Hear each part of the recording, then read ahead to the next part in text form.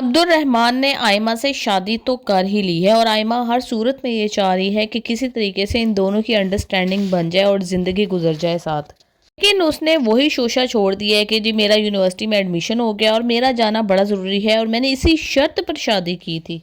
حالانکہ اس کا باپ اس کو ہر صورت یہ بنانے کی کوشش کر رہا ہے کہ بیٹا ہم نے تمہیں پالا ہے، اپنی بیٹی کے ساتھ اگر تمہاری شادی کی ہے تو اسی وجہ سے کی ہے نا کہ تم ہمارا سہارا بن سکو، اور یہ سارے کام اب میں نہیں سنبھال سکتا تو تمہیں یہاں رہ کے کام کرنا ہوگا، ہمارے پاس کس چیز کی کمی ہے۔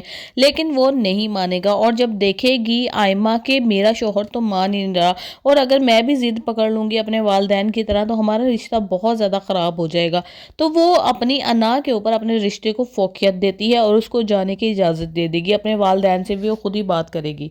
پتہ ہے کبھی کبھی نا مجھے تمہیں دیکھ کے افسوس ہوتا ہے، نہ جانے میری وہ سہیلی کہاں گئی جو ہر وقت چنگاری کی طرح چٹکتی رہتی تھی، جلنے اور جلا دینے کی باتیں کرتی تھی۔ اب اپنی حالت دیکھو۔ آپ کو یاد ہے نا شادی سے پہلے کیا ڈیل تھی میری اور آپ کی، کہ میں آپ کی بات مانوں گا، آپ میری بات مانیں گے؟ اس کا سب کچھ کیوں؟ بیٹا غلط الفاظ استعمال کر رہے ہو۔ شادی جیسا مبارک فریضہ جو ہے وہ کسی ڈیل کا نتیجہ نہیں ہوتا، انڈرسٹینڈ؟ مگر میری شادی ڈیل کا ہی نتیجہ تھا۔ تم نے ایک بار پھر بازی جیت لیا نا۔ رشتوں کے درمیان انا اور غصہ آ جائے تو لوگ اسے بچا لیتے ہیں اور رشتہ توڑ دیتے ہیں، لیکن میں ایسا نہیں چاہتی تھی، اسی لیے میں نے رشتہ بچا دیا۔